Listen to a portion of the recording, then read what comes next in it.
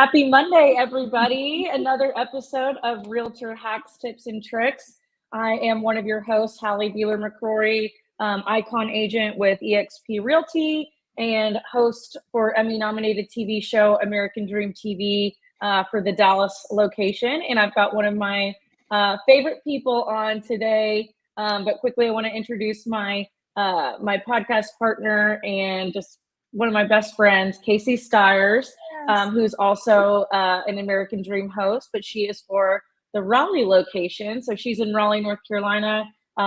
Everybody knows her as the downtown guru. Good evening, Glenwood, you might know. So yeah, we're super excited to have on one of my good friends, Sterling Fryar. He's based out of San Angelo, Texas, where I work. And he's one of the top agents there. Everybody knows him for specifically Farm and Ranch, and broker of Sterling Property Group with Keller Williams. And he's also the president of our local association, San Angelo Association of Realtors.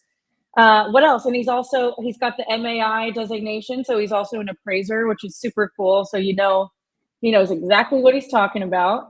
And just overall, super fun guy. I love hanging out with him. We did Dancing with the Stars in San Angelo together, a little spin-off of the TV show. So that was super fun as well. Welcome, Sterling. Awesome. Thank you for having me. Everybody. Yes. Had to throw in the Dancing with the Stars. I know, there. and I don't know if you can see it. It's my crystal balls right here. Yes, I love it. The little disco ball. Yep. So exciting. Yes. Well, Sterling does all types of real estate, but I wanted to bring him on specifically for the farm and ranch stuff. We've got quite a bit of people on here, who follow us that do farm and ranch, and really, even just land in general. There's always lots and land to sell, especially in both Texas and North Carolina right now. And I know with North Carolina, our North Carolina following, it's going to be more farms there for sure. But yeah, Sterling, I wanted to start off, and I like to start off the podcast a lot this way anyways, but just like a little bit of history with your journey into real estate, how you got started, how you got into the business. Take it from there. So my backstory is really I went to A&M and was gig 'em. Yeah, gig 'em. I had no idea what I wanted to do. And my mom's got a good friend that's an appraiser, sophomore, junior year. She said, "Hey, I want you to go meet this lady."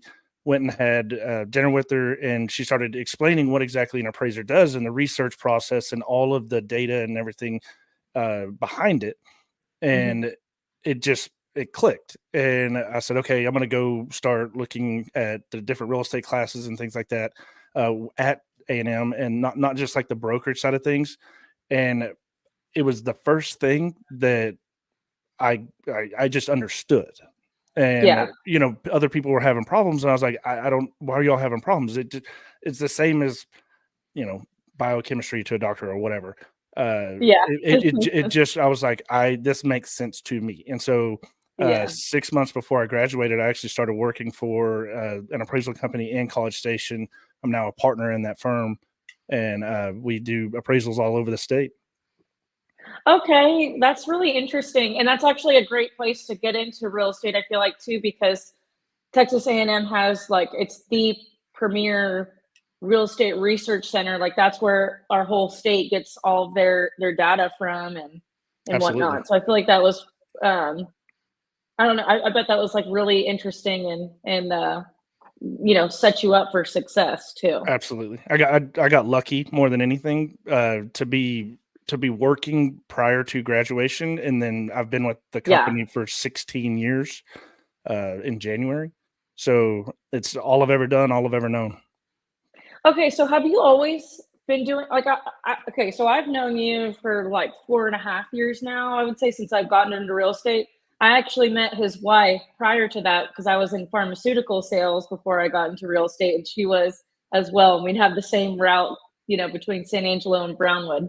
That's a whole other story, but have you always been involved with appraisals, or was it just as of late that you got the MAI? No, so I started in appraisal, okay, and then migrated over to brokerage, And I still, to this day, it's not 50-50 anymore, but, we're running the company more with my partners.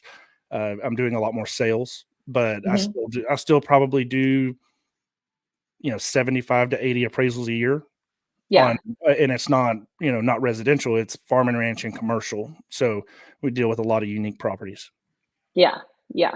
Well, and that just makes you that much better at the sales, though. It's like, Right. I'm already out here. Why not, be the Well, person to sell it? That's kind of the idea. Yeah. And trying to convey your value to your sellers and buyers and saying, hey, not many people have a broker's license and an MAI. Like Yeah. I'm hitting this from two different sides. Yes. And Yeah. so far it's worked well. So, but not all appraisers have their MAI, correct? No. It is a designation. It took me 4 years to go through the process. There's extra classes. Wow. You have to, write a report, defend the report. When I got mine, and I don't even remember when it was, but I think there were only 12,000 in the nation that have an MAI. So it's a highly coveted, highly respected designation. Yes, I love it. That's awesome. Okay, so when did you actually get into sales as well? I don't remember. Heavy, say 10 years ago. Okay. So you were like plus or minus. Yeah. Okay. So you were a good ways in. And then when did you move to San Angelo? This is just me being curious. I'm sure. No, that's fair. I was born and raised here. Okay. So I grew up outside of San Angelo, went to Wall America. Yeah. And left, met my wife in College Station. She had an opportunity to take a job here in San Angelo. I was like, let's go home. Love it. I love it. That's awesome. Well, I'm glad you guys were in San Angelo and that I got to meet you guys and work same. with y'all and in two different industries, which is crazy. But I guess and it's only Jessica just migrated over to sales. And she's killing it this year already. Yes, I think she is. Yes. Like 5 or 6 closings in year 1.5. Like, it's awesome. Yes. It's so fun that you guys get to do that together too. Yeah, it is sometimes. Sometimes I can relate to that with Colin. Yep. Sometimes I can too. Actually. So. Yeah. So Casey and her spouse Adam, they own a bunch of the bars in downtown Raleigh. So on that end, well, I guess in like the real estate end too. Yeah, because we do live together and we have several rentals together, and we're very, the only thing we have separate is the car dealership and my real estate business. But I guess he's kind of in my real estate business as well. So, yep, that's super interesting. Do you lease the bars out, or? Yes, currently, yes, but we have the first right of refusal on majority of them. Gotcha. So, yeah, he's had the very first nightclub on Glenwood, and then he had a dive bar and a convenience store. He got in the late 90s, so his rent that's awesome. Dirt cheap, and he captured the first right of refusal on all of them and signed like 20-year leases and stuff, and now he just keeps getting extensions. So that's awesome. Yeah, and then it's just grown from there. The last one we signed, she's like, hey, they kind of reached out to us, and her nephew I'd worked with, or her son I'd worked with a lot in the real estate world. So that's how we got that one. And then the other one, it turned out I'd went to college with that guy, and he was like, hey, do you guys want it? And I was like, sure. So, and then we open it, and then usually within a few years, somebody wants to buy us out, and they buy us out, take over the lease, and then we get them to cover the lease, and then we make money on top of that. So, sounds like a start good deal. Another one. Okay, so I want to focus in on the farm and ranch stuff. So, I'm sure just being in the areas that all of us are in, we've got people. Well, I know we do. That are interested in farm and ranch. Sterling, can you give those people, like if someone wanted to get into farm and ranch, real estate specifically, do you have any like hacks, tips, or tricks our namesake of the podcast, Right. around how they would do that. Like, do you think people need to have a background in agriculture, or like should they be taking some sort of like classes or learning that, or do you think it's just mainly like that has to be kind of what you're born into? No, not necessarily. I'm a big proponent of education. So, if a new agent or somebody wanted to switch fields, the first thing I would say is go take as many classes as you possibly can to familiarize yourself with the intricacies of that industry. I mean, we could be talking about any industry, and everybody started from scratch somewhere. And so I grew up on a ranch, and so maybe it was a little easier for me to understand what to look for. But Hmm. those that don't have that background, you have to go get that information. And, the first step is inundating yourself with that information and learning what to look for. Yeah, yeah, for sure. Well, and there's a lot of like different designations and whatnot for land sales. But I feel like, there's also, I haven't looked into it myself, but I feel like there's also like, there's got to be classes online about like, types of soil, or what best use of land is, because I feel like a lot of the farm and ranch world is so much like commercial based, because you run businesses off of it. Like you can lease the land, or you can have a horse operation. So I feel like there's also kind of a commercial aspect in there. Do you think kind of learning more of the commercial is beneficial for farm and ranch, or not necessary?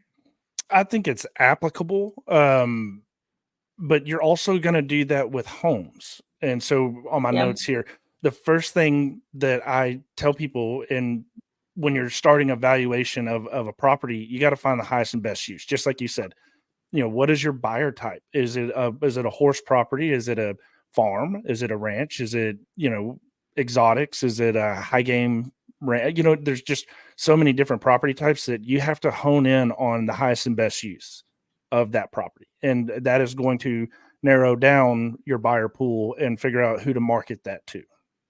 Yeah. Okay. So I guess sometimes you'll walk into a listing where they're already running the highest and best use, but Mhm. what do you personally do when it might be a situation like I don't know, like I feel like there's a lot of uh old like families that have owned this let's say just a subject property for they've owned it for decades and decades, and it's been passed on, and now they might be land rich but cash poor, and so they're not running something on the land. Like, what do you do to help determine highest and best use? So there's four components of highest and best use: physically possible, legally permissible, financially feasible, and maximally productive. Okay. Physically, it's land. So it can be pretty much anything, wide open. And you got to go step by step. Legally, is it zoned? Are there deed restrictions? Any issues with it that would you know not allow development or whatever? Financially feasible, is it based on the price? Is it financially feasible to run cows, sheep, goats, whatever, or is Mhm. it to develop? And maximally productive, it's kind of self-explanatory, but it, it's hard to paint with a broad brush, because if you're outside of the hill country in Fredericksburg, 120 acres may be priced at, 25, $30,000 an acre. And that is for development. You're not going to run cows at 30,000 an acre. They're going to buy it, cut it up, sell it off. And so each one of those things is going to figure out what comps to use, because that's ultimately what we're getting at is, how do I value this for somebody? And if it's out in the middle of nowhere with no developmental potential, you're probably looking at a lower end, you know, a comp that has, cattle uses or whatever, right? It's not going to, those aren't the same property types. Okay. Okay, cool. And like, if I guess if someone didn't, just know that off the top of their hand, they could partner with someone like you to be, like a guiding mentor and co-list with them on, and, guide them on how to do this. Like, that's what I've done in the past because I only know surface level, like agriculture, farm and ranch stuff, but I know how to market.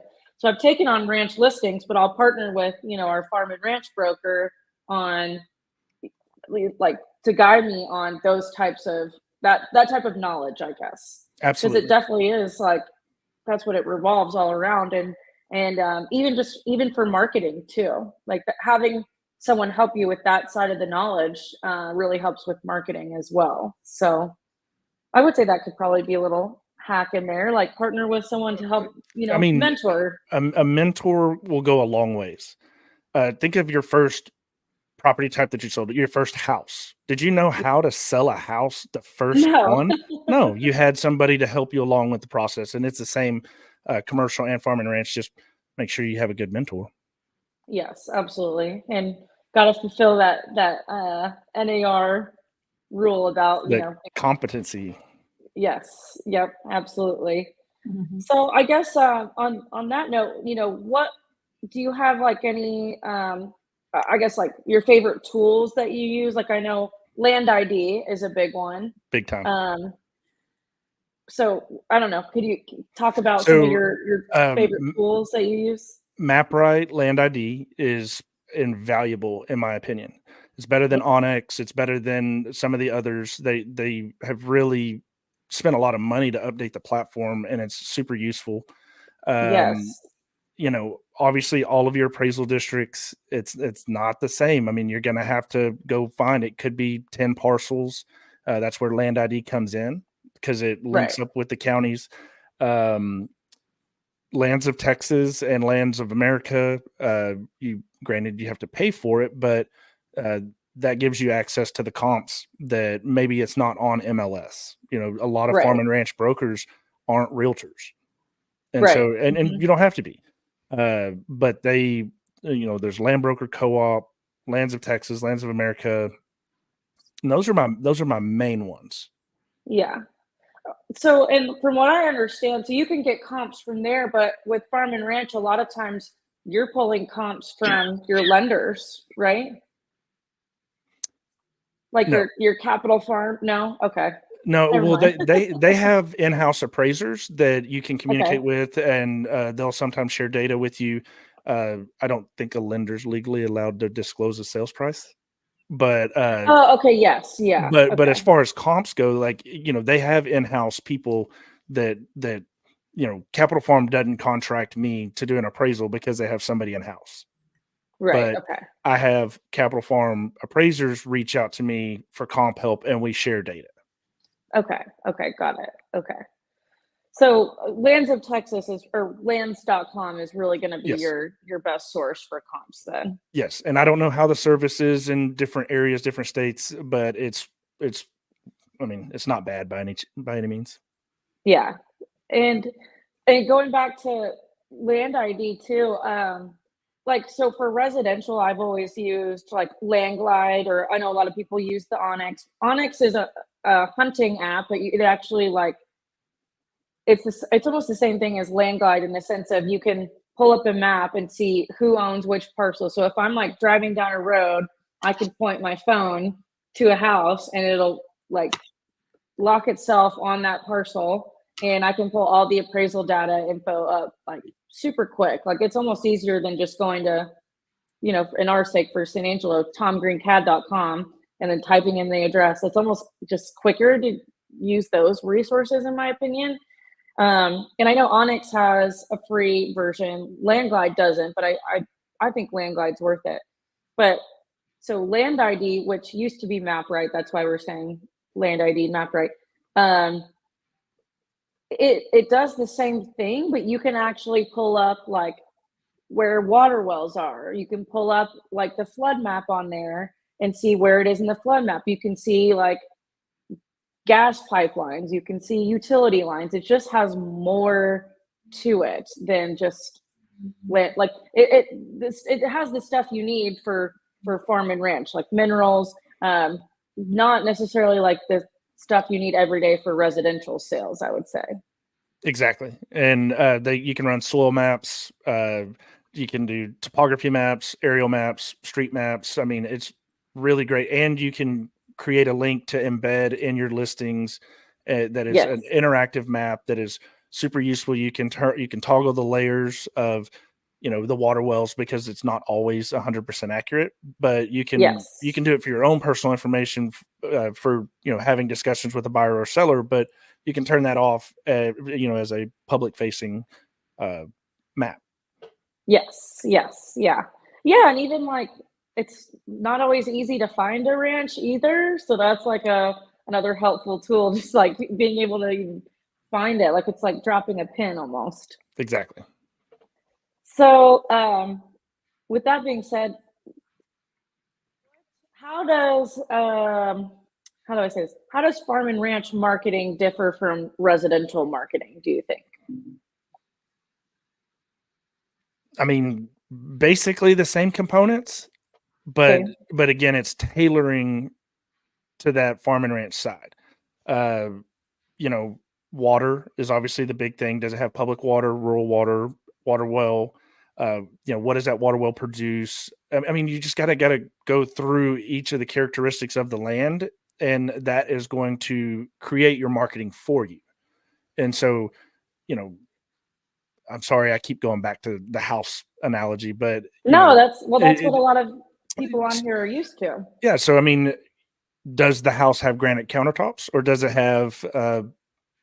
Sorry, I've been out of the game for a while, so Formica or whatever.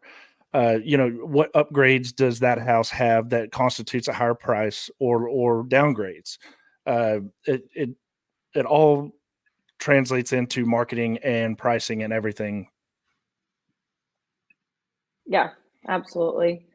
So do you guys focus like, focus on marketing on like lands.com still, or is that more for like if you want to if a buyer's trying to find an agent? No, we primarily market on lands, and that's the big one, because that's where, if you do a Google search, because CoStar owns lands now, that Yeah. they paid the money, so it is going to the top of the search list. So it's very expensive, but that's where everybody's going, and so you have to use that platform. Yeah, definitely. And then I guess like land broker too. And then I've like I think I've seen horseproperties.net. I mean Mhm. that'll be specific to horse properties, obviously, but it seems like there's a couple niche ones too. Yeah, and I mean, horse property is pretty good.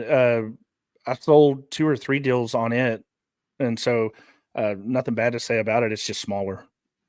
Yeah. Do you think with farm and ranch, like, I mean, someone could argue farm and ranch is a niche in itself, but do you think it's better to niche into like horse properties or like exotic game ranches, or is it better to do them all, or does it just depend on kind of what market you're in? That's gonna get it depends. You know, there's successful horse brokers or horse property brokers, and they're in that world, so they know what to look for.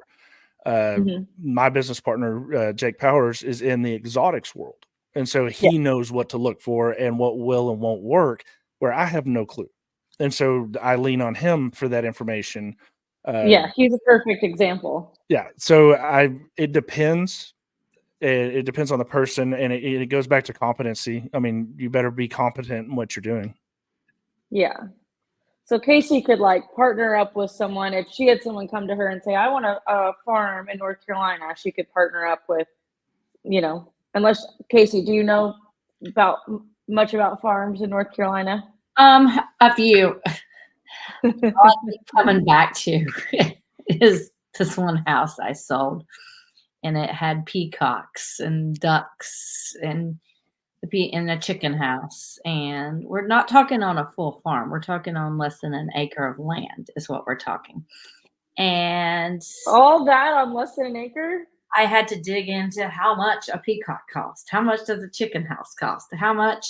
And I wish I would have had somebody who was good in farming. It would have saved me about a day's worth of research. And I know it doesn't sound like a lot, but a day is a lot in a realtor's world. But Yeah. they bought the 2 peacocks, the ducks, the chickens, the hen houses. They bought it all. So I know you guys are talking much bigger, but that's where my mind's going every time you're talking. The other one, it was I sold a house in the middle of a farm. They didn't own the farm around it. They just owned the land that the house sat on, and it did not have a driveway going into it. You had to drive through the field to get to the tobacco field to get to the house, and it was an easement dating back to 1948. So, Yeah. the closest things I've came to farm. Yeah.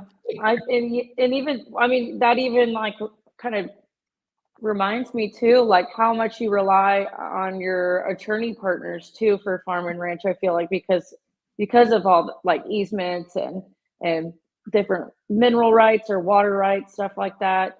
I don't know. Would you say that's like a good trick or hack, is having good attorney partners in the farm and ranch world? Me or her?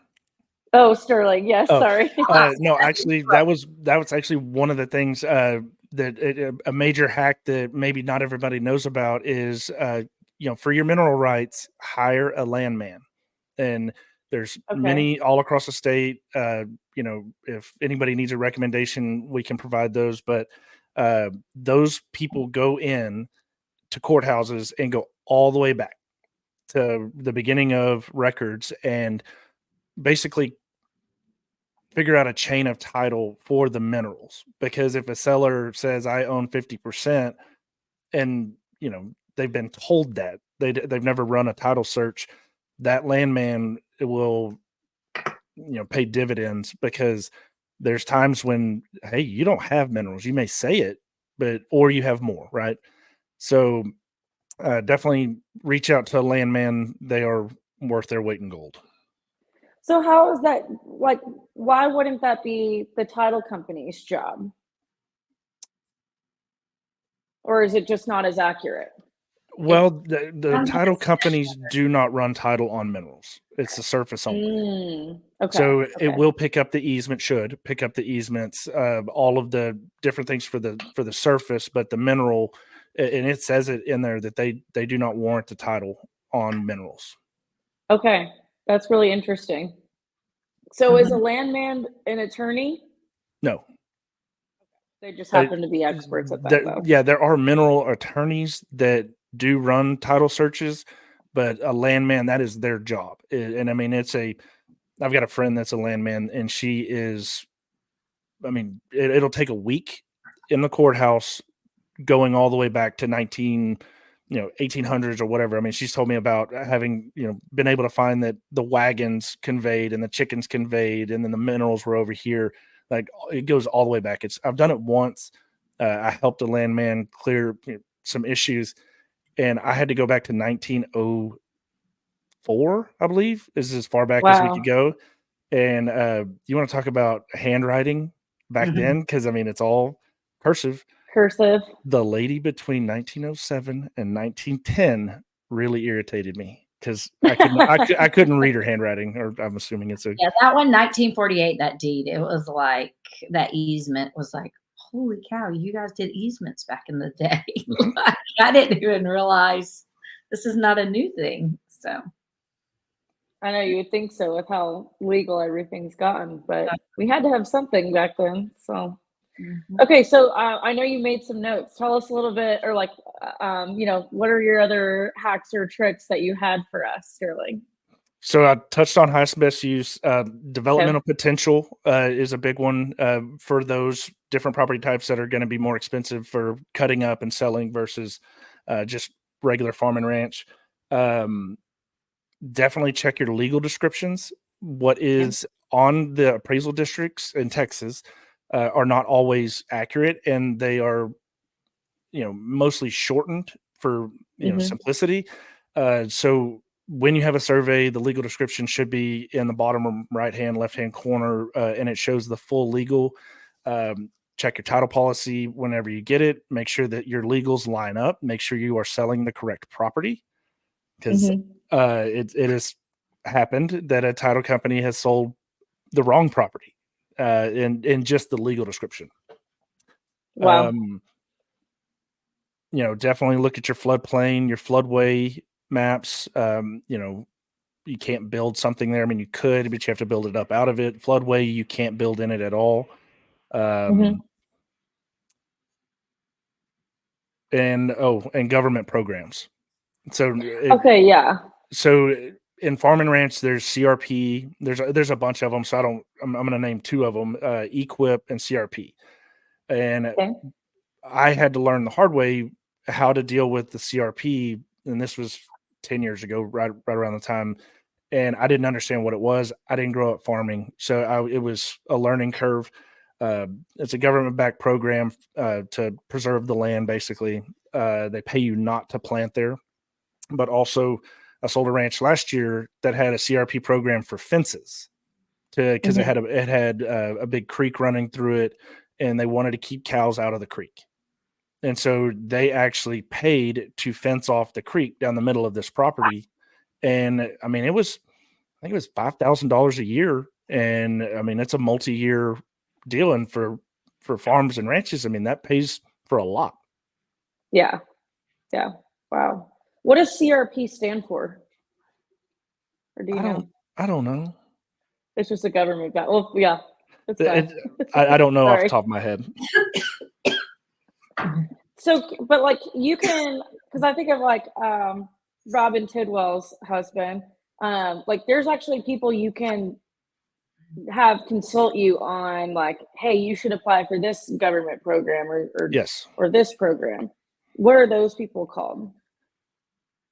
They're consultants. Yeah, they're just consultants, but that's a little outside of my scope. If somebody asked me that, I would say, hey, I would need time to research that to make sure that I send you somebody that does a good job. Okay, cool. So, I guess, again, for like those people that are wanting to get into farm and ranch, do you have any other good resources for them to look into? Yep. The RLI, Realtor Land Institute. They have a lot of classes. You can get a designation, and accredited land consultant, ALC. TR has multiple farm and ranch classes.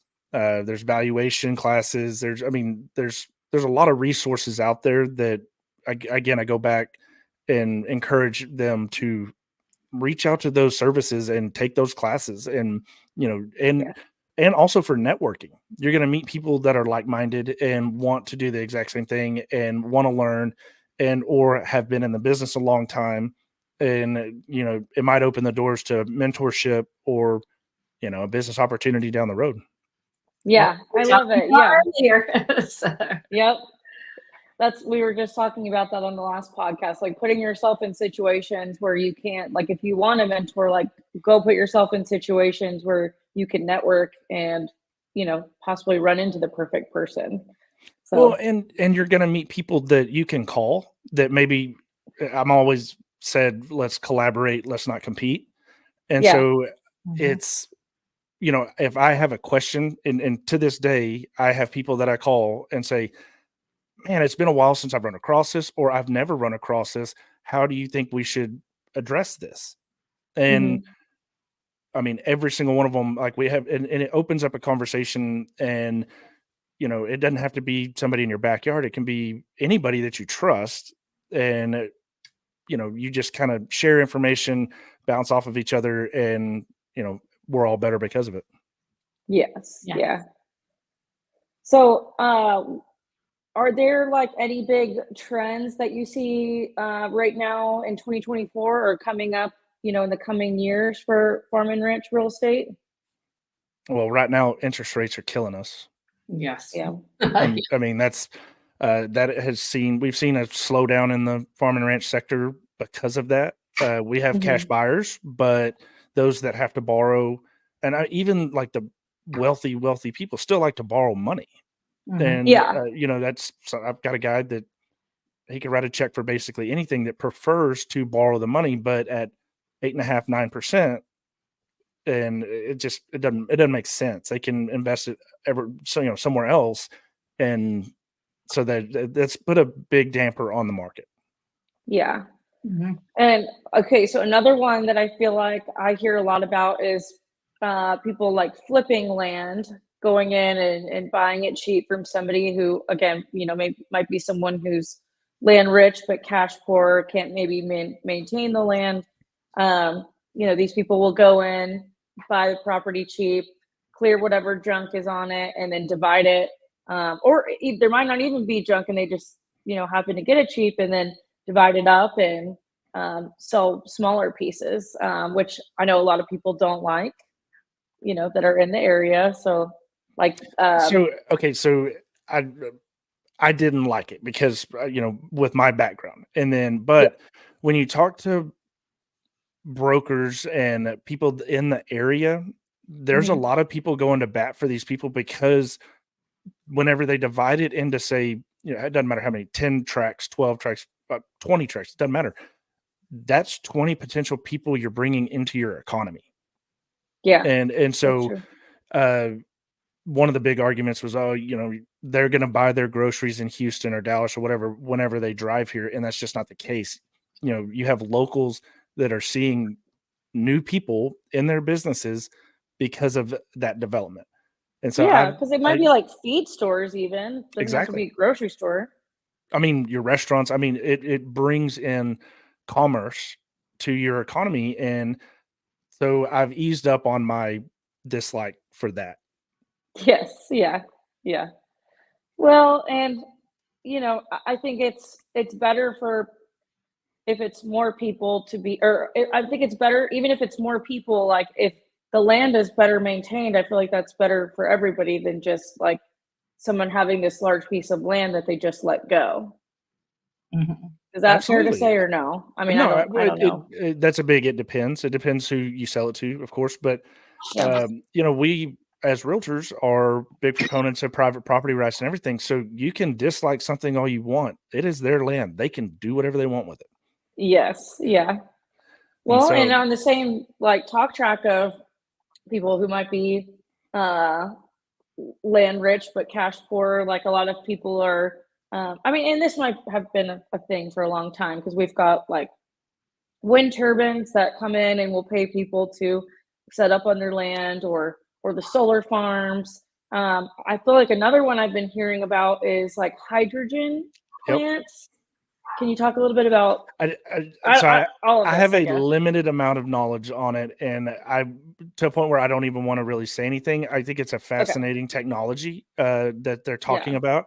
There are concerns with water in the area, but I think it's a super interesting technology as an alternative energy source. Yeah.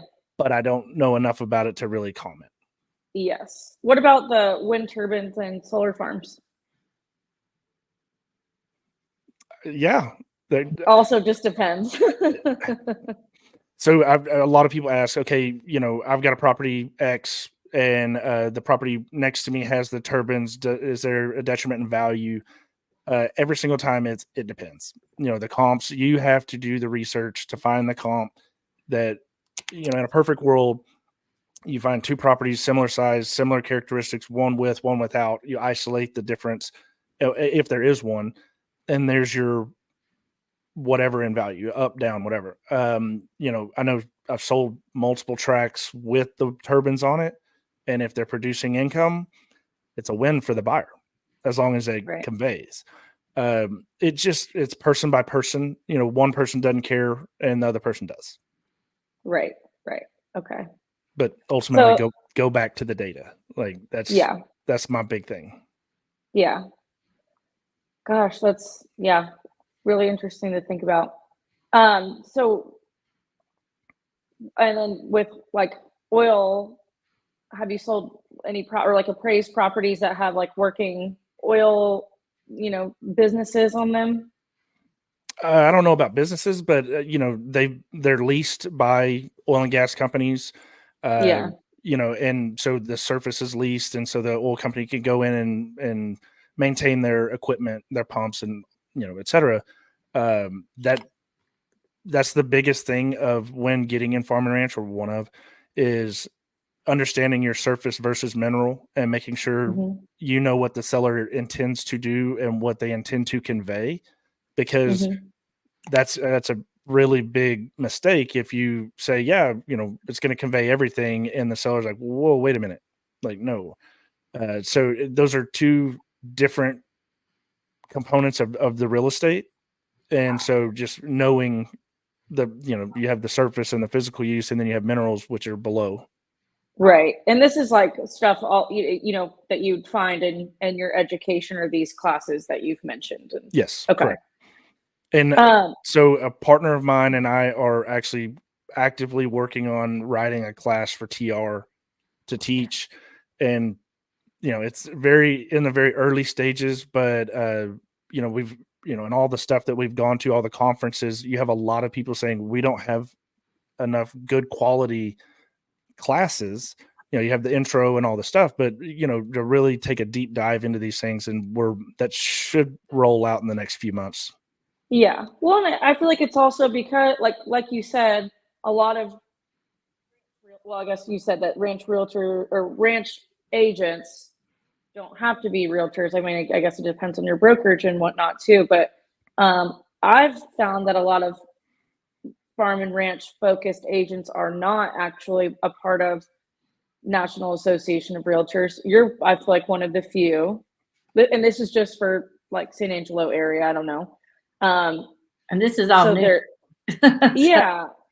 So I feel like it's becoming more popular that now more agents are getting into, or ranch agents are getting into joining MLSs, just for like extra marketing, of course, because that pushes out to all these different, syndications and websites like lifeland.com. So I don't know. Do you feel like that's a factor in more education? I feel like the trend there is because the brokerages finally acknowledged that they're not just selling houses, that, Okay. there are different designations and different, EXP has it, KW has it, Colwell has it. I mean, everybody has a land division now, Right. just like they had a commercial division and everything. They finally woke up and said, oh yeah, but they are realtor members, not just agents, which is totally fine. You don't have to be a realtor to sell real estate. You just have to have a real estate license. Right. Yeah. I think it's good though, because, everybody's pushing for more education, and with this settlement, there's going to be a lot more communication, and that's never a bad thing. Just more transparency and everybody being on the same page. So I feel like that's a good thing. Yes. You're like, yes, especially as the president of our I'm not really, I don't have a comment on it yet. I think we're going to know a whole lot more in the next 30, 45 days. Yeah, it's hard to really say, because, well, the judge hasn't even proposed, put the stamp on it, but yeah. So we'll see. It'll be interesting to hear for sure. Any other resources that you think, I guess we've talked about our farm and ranch resources, but maybe you could speak to maybe agents who are wanting to get an appraisal license as well. Okay.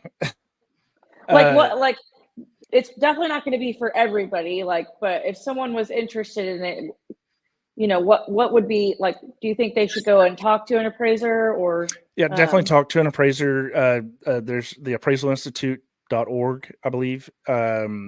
Each state has different rules and regs to get your appraisal license. It's tough, and it's not like the broker license or sales agent license, right, where you can knock it out in a couple of months. No, I mean, there's mentorship. There's, you got to log hours. You have to work. You have to, do all the things. It's very tough. And the biggest gripe is that I hear from new agents is I can't find a sponsor. If I have to have a sponsor, I can't find a sponsor. And the Appraisal Institute I don't know if they've rolled it out yet, but they were working on a mentorship program where, you don't have to have basically the local support. You could have a mentor and it still count. I don't know where they're at with it. They actually asked me and I was like, I don't know. Like that's another thing to do. And I, can't, but I know they are working on it, because I think whenever I started, the median age of an appraiser, a general certified appraiser, was like 55. And so Wow. there's a lot of soon to be retired appraisers. And so then it's like, now what? Because they wouldn't, their mindset was, I'm basically training my replacement. And, people would go train under them, get their general, and then they can practice on their own. They start their own business, and then they're direct competitors. And so they said, fine, we're not going to mentor anybody. Yeah, that's tough. So I guess that all they can do is change it, like you said. Yeah. It's just, it's going to be interesting to see, because I know residential appraisers, I've never done a residential appraisal. Right. I know there's a lot of red tape. I mean, we've all done residential transactions where everything hinges on that appraisal. And, the joke with appraisers is, it's a love-hate relationship. They love you when the value comes in. They hate you whenever it doesn't. And right. You're really good at your job in one scenario, and you are awful and should never appraise another property in the other. Yeah. So I guess, like with real estate agent, or I guess specifically those selling land, what do you want them to know? As an appraiser, what are things that you wish these agents that you work with, what they know? I would say I would want them to do more research. Okay. It's not, this isn't, I mean, it's not an easy transaction. It's never going to be easy. In my notes, the things that, just a small list: water well, electricity, fencing. Is it farm or ranch land? Is it development land? Are there structures? What are the values of the structures? What are the age of the structures? Soil capacity, government programs, zoning, floodplain, highest and best use, exemptions, developmental potential. Those are like, that was me 5 minutes before here, just jotting things down, and that doesn't even touch on all of it. So, right. There are so many components to it. Don't be lazy. Ask questions.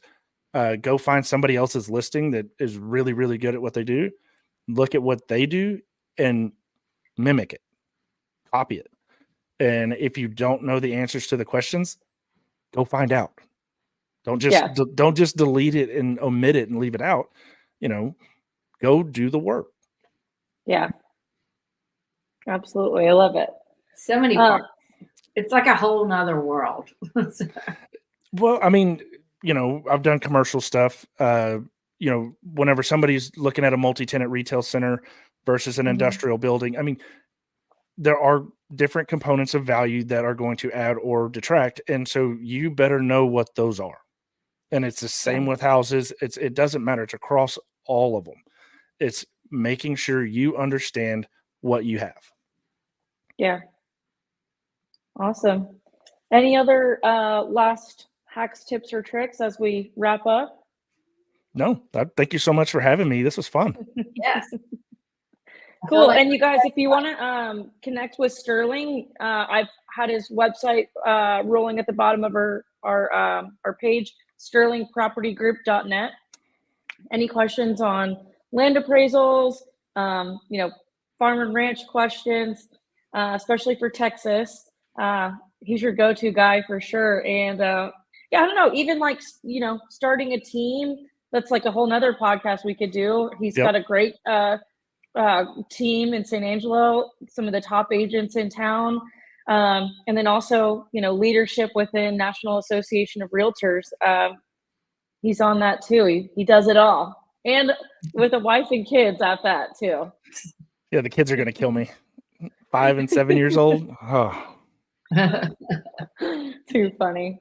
Well, Sterling, I'm so glad you got to come on. I'm so glad I ran into you and you said something about the podcast. I'm like, duh, he's perfect. He's perfect to come on and talk about this. So again, thank you so much. Awesome. I appreciate it. Yes. Yeah. Yes. And thanks, guys. If you liked this episode, or if you didn't like this episode even too, let us know. I'm going to change the little banner down here, but please follow us on Apple and Spotify podcasts.